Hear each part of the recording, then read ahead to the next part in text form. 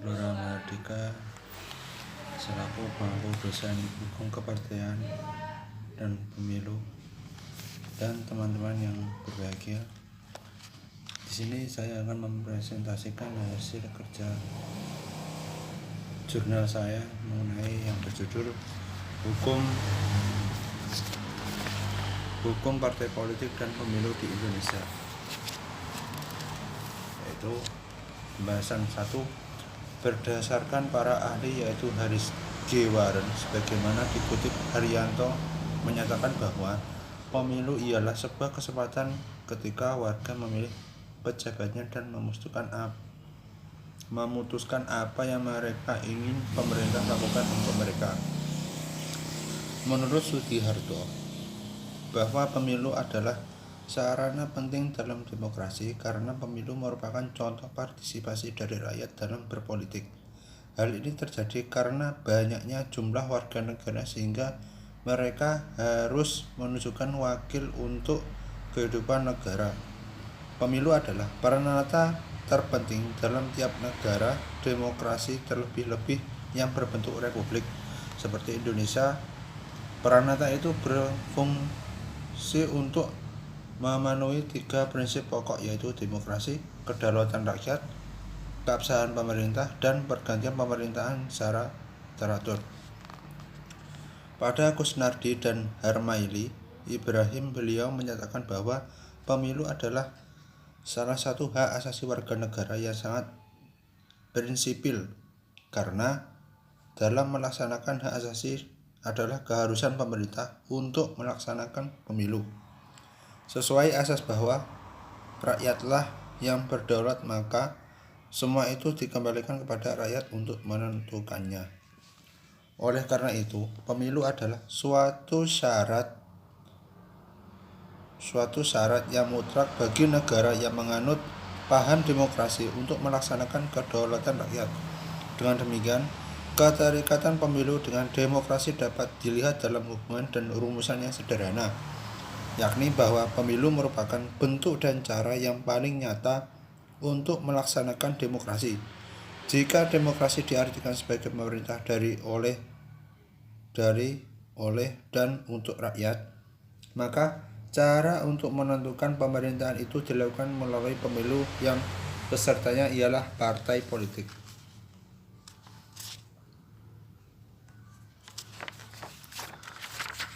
Pasal 1 ayat 1 Undang-Undang Nomor 22 Tahun 2007 tentang penyelenggara pemilihan umum disebutkan pengertian pemilihan umum atau pemilu adalah sarana pelaksanaan kedaulatan rakyat yang diselenggarakan secara langsung, umum, bebas, rahasia, jujur, dan adil dalam Negara Kesatuan Republik Indonesia. Berdasarkan Pancasila dan Undang-Undang Dasar Negara Republik Indonesia tahun 1945. Dengan demikian, pemilihan umum adalah proses pemilihan orang-orang untuk mengisi jabatan-jabatan politik tertentu. Jabatan-jabatan tersebut beraneka ragam, mulai dari presiden, wakil rakyat di berbagai tingkat pemerintahan, kepala daerah provinsi atau kabupaten atau kota, sampai pada pemilihan kepala desa. Pemilihan umum juga didefinisikan sebagai suatu cara atau sarana untuk menentukan orang-orang yang akan mewakili rakyat dalam proses menjalankan pemerintahan, sehingga pemilu adalah salah satu cara dalam sistem demokrasi untuk memilih wakil-wakil rakyat yang akan duduk di lembaga perwakilan rakyat, serta salah satu bentuk pemenuhan hak asasi warga negara di bidang politik. Pemilu dilaksanakan untuk mewujudkan kedaulatan rakyat, sebab rakyat tidak mungkin memerintah secara langsung. Karena itu diperlukan cara untuk memilih rakyat dalam memerintah suatu negara selama jangka waktu tertentu. Berbagai aturan yang berlaku di negara-negara demokratis, peserta pemilu untuk memperebutkan kursi perwakilan parlemen diikuti oleh partai-partai politik dan dapat juga melibatkan peserta perseorangan. Begitu juga dalam pemilu untuk memperebutkan jabatan pimpinan eksekutif. Berlaku juga peserta dari partai-partai politik dan perseorangan Akan tetapi, khusus untuk pemilu yang akan mengisi dan memperebutkan kursi perwakilan untuk kelompok tertentu yang bersifat etnis dan kedaerahan serta golongan minoritas, maka peserta pemilu pada umumnya adalah tokoh-tokoh perseorangan. Di negara yang proses demokrasinya sudah mapan dan institusi partai politik telah berjalan sesuai dengan fungsi yang diembannya, kehadiran tokoh perseorangan dianggap hal yang wajar dan alamiah. Masyarakat pemilih juga menganggap bahwa kehadiran tokoh independen dimaksud bukan suatu yang luar biasa. Masyarakat pemilih bisa juga memberikan dukungannya jika mereka menganggap bahwa program yang ditawarkan tokoh perseorangan tersebut solusi terbaik dalam realitas politik yang dihadapi. Menghadapi hambatan normatif dalam praktik pemilu di Indonesia, maka pilihan bagi tokoh-tokoh yang ingin mengikuti pemilu tanpa menjadi anggota partai politik adalah menjadi calon anggota Dewan Perwakilan Daerah atau DPD. Lembaga DPD merupakan lembaga baru hasil perubahan Undang-Undang Dasar 1945. Menurut sistem Undang-Undang Dasar 1945, sebelum perubahan Undang-Undang 1945 yang asli, sebagaimana disebutkan dalam ketentuan pasal 2 ayat 1, Majelis Permusyawaratan Rakyat terdiri atas anggota-anggota Dewan Perwakilan Rakyat ditambah dengan utusan-utusan dari daerah-daerah dan golongan-golongan menurut aturan yang ditetapkan dengan undang-undang. Sebagaimana sudah dijelaskan mengenai pengertian pemilu dalam pembahasan awal, bahwa pemilu adalah suatu proses di mana para pemilih memilih orang-orang untuk mengisi jabatan-jabatan politik tertentu. Jabatan-jabatannya beraneka ragam, mulai dari presiden, wakil rakyat di berbagai tingkat pemerintahan, sampai kepala desa.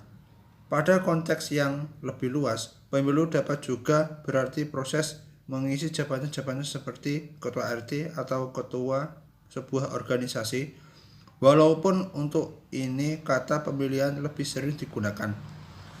Para pemilih dalam pemilu juga disebut konstituen, dan kepada merekalah para peserta menawarkan janji-janji dan program-program pada masa kampanye. Kampanye dilakukan selama waktu yang telah ditentukan menjelang hari pemungutan suara. Setelah pemungutan suara dilakukan, proses penghitungan dimulai. Pemenang pemilu ditentukan oleh aturan atau sistem penentuan pemenang yang sebelumnya telah ditetapkan dan disetujui oleh para peserta dan disosialisasikan ke para pemilih. Pemilihan umum merupakan salah satu sendi untuk tegaknya sistem politik demokrasi.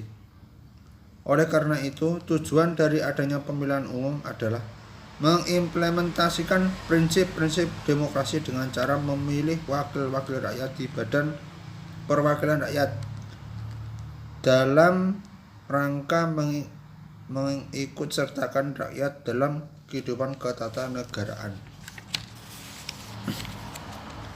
Sistem pemilihan umum memang diketahui bahwa tidak satupun sistem yang memuaskan dan benar-benar menjadi keterwakilan. Namun pemilihan umum tetap dianggap penting karena di dalamnya tertanam asas kedaulatan rakyat yang tercantum dalam penjelasan umum Undang-Undang Dasar 1945. Oleh karena itu, sistem negara yang terbentuk harus berdasarkan atas kedaulatan rakyat dan berdasarkan atas permusyawaratan perwakilan. Selain itu juga pemilihan umum adalah salah satu hak asasi warga negara yang sangat prinsipil. Karenanya, dalam rangka pelaksanaan hak-hak asasi tersebut adalah suatu keharusan bagi pemerintah untuk melaksanakan pemilihan umum sesuai dengan asas bahwa rakyat yang berdaulat. Maka semuanya itu harus dikembalikan kepada rakyat untuk menentukannya. Berdasarkan Arbisanit, fungsi mengklasifikasikan 4 fungsi pemilihan umum, yaitu legitimasi politik, terciptanya perwakilan politik, sirkulasi elit politik dan pendidikan politik. Dan menurut Joko J. Prihatmoko yang mengutip Aurel Croissant, mengemukakan ada 3 fungsi pokok pemilu. Pertama, fungsi keterwakilan. Kedua, fungsi integrasi, yaitu fungsi terciptanya penerimaan partai politik satu terhadap partai politik lain dan masyarakat terhadap partai politik. Ketiga, fungsi mayoritas yang cukup besar untuk menjamin stabilitas pemerintah dan kemampuannya untuk memerintah.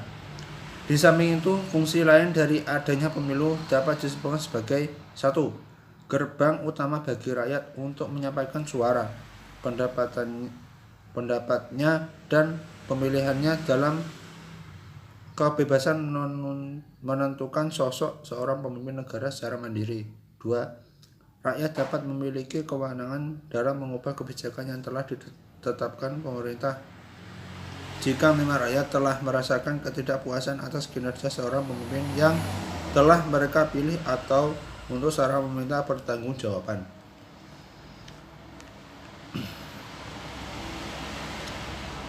Rakyat terhadap pemimpin negara yang sepak terjangnya atau kinerjanya selama menjabat sebagai presiden tidak memuaskan. 3. Sebagai wadah untuk mengeluarkan aspirasi rakyat secara besar-besaran demi perbaikan ekonomi dan pembangunan negara yang telah terjadi. 4. Sebagai media untuk mewujudkan masyarakat yang lebih aman, teratur, damai, dan nyaman tanpa harus terjadinya pertikaian, pertengkaran, ataupun peperangan yang tidak perlu. Negara Indonesia menganut paham kedaulatan rakyat atau demokrasi. Undang-Undang Dasar mengatur pelaksanaan kedaulatan rakyat yang disalurkan dan diselenggarakan menurut prosedur konstitusional yang ditetapkan dalam hukum dan konstitusi. Menurut pendapat Jimli Asidik, prinsip kedaulatan rakyat dan kedaulatan hukum hendaklah diselenggarakan secara beriringan. Untuk itu, Undang-Undang Dasar Negara menganut pengertian bahwa negara Republik Indonesia itu adalah negara hukum yang demokrasi dan sekaligus adalah negara demokrasi yang berdasarkan atau hukum yang tidak terpisahkan satu sama lain. Penyaluran kedaulatan rakyat secara langsung dilakukan melalui pemilihan umum untuk memilih anggota lembaga perwakilan dan memilih presiden dan wakil presiden. Adapun pengertian tentang pemilihan umum presiden dan wakil presiden dapat kita lihat dalam Ketentuan Umum Pasal 1 Ayat 1 Undang-Undang Nomor 42 Tahun 2008 tentang pemilihan umum presiden dan wakil presiden sebagai berikut. Pemilihan umum presiden dan wakil presiden selanjutnya disebut pemilu presiden dan wakil presiden adalah pemilihan umum untuk memilih presiden wakil presiden dalam Negara Kesatuan Republik Indonesia berdasarkan Pancasila dan Undang-Undang Dasar Negara Republik Indonesia tahun 1945. Undang-Undang Dasar Negara Republik Indonesia tahun 1945 mengatur secara umum tentang penyelenggaraan pemilihan presiden dan wakil presiden. Dalam pasal 6 ayat 2 sebelum diamandemen dinyatakan bahwa presiden dan wakil presiden dipilih oleh Majelis Permusyawaratan Rakyat, selanjutnya disebut dengan MRP, dengan suara terbanyak. Anggota MPR terdiri dari anggota Dewan Perwakilan Rakyat, selanjutnya disebut DPR. Ralat untuk dalam pasal 6 ayat 2 sebelum diamandemen dinyatakan bahwa presiden dan wakil presiden dipilih oleh Majelis Permusyawaratan Rakyat atau disebut MPR dengan suara yang terbanyak. Anggota MPR terdiri dari anggota Dewan Perwakilan Rakyat, selanjutnya disebut DPR, ditambah dengan utusan daerah dan golongan-golongan. Anggota DPR adalah wakil rakyat dari partai politik yang dipilih oleh rakyat melalui pemilihan umum. Sekian presentasi dari saya. Sebelumnya mohon maaf jika presentasi saya kurang memuaskan. Dari saya Jaya Dharma, mohon maaf yang sebesar-besarnya. Wassalamualaikum warahmatullahi wabarakatuh.